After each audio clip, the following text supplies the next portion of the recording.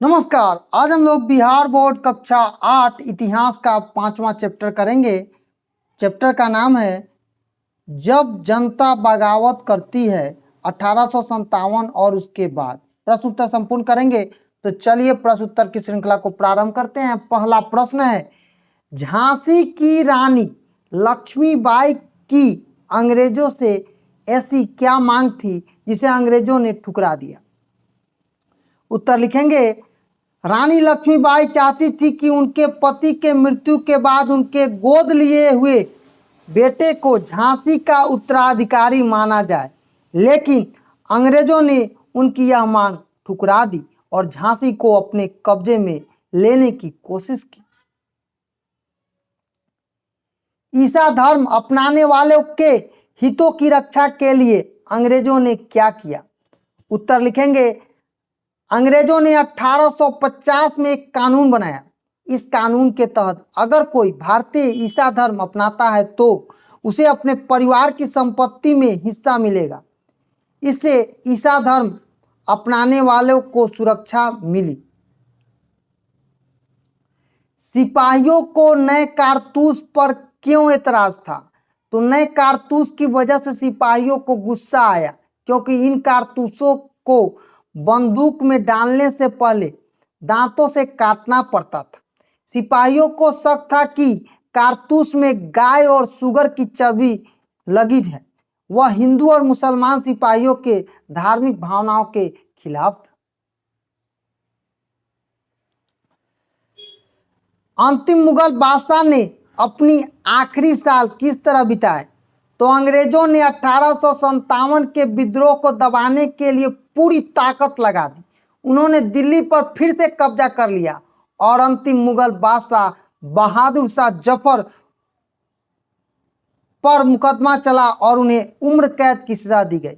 उनके बेटों को उनके सामने गोली मार दी गई और 1858 में उन्हें और उनकी पत्नी बेगम जीनत महल को रंगून की जेल में भेज दिया गया।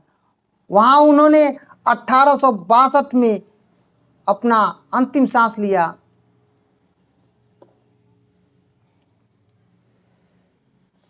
मई 1857 से पहले भारत में उपस्थिति को लेकर अंग्रेजी शासक के आत्मविश्वास से क्या कारण थे?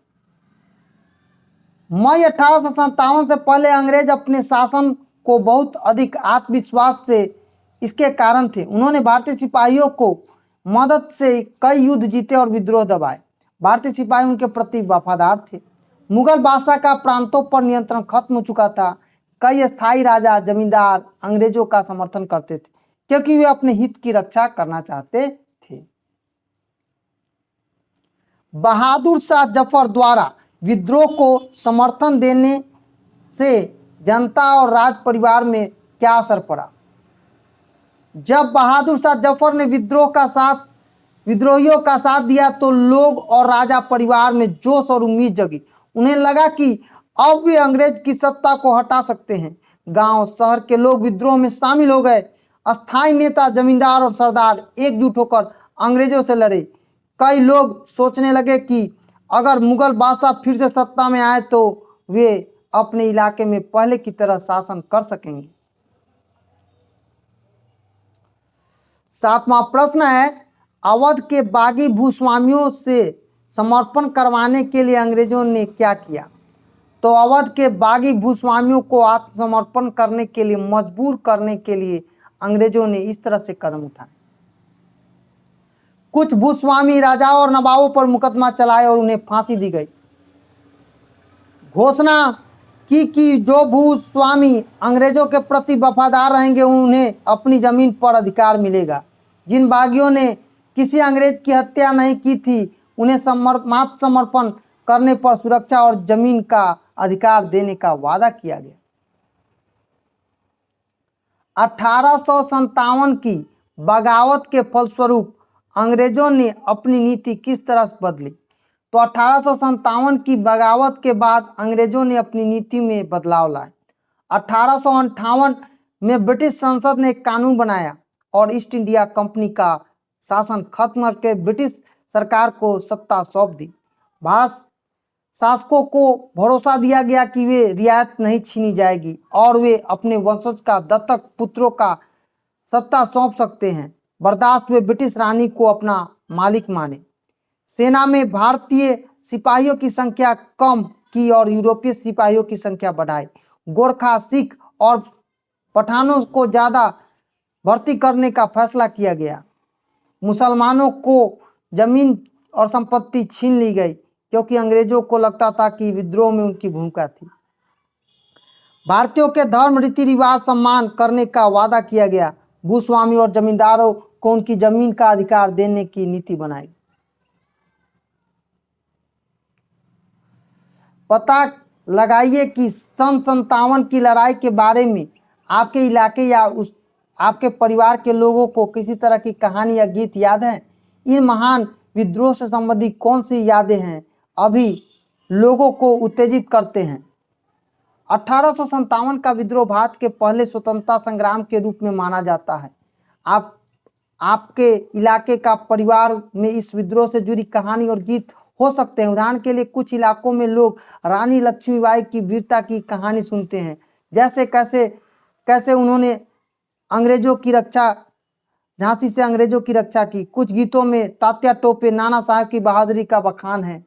यह जानने के लिए आप अपने दादा दादी, नाना नानी, गांव के बुजुर्ग से बात कर सकते हैं। पूछे कि क्या उन्हें कोई कहानी या गीत याद है। उदाहरण के लिए बंगाल में मंगल पांडे की बहादुरी की कहानी मशहूर हैं।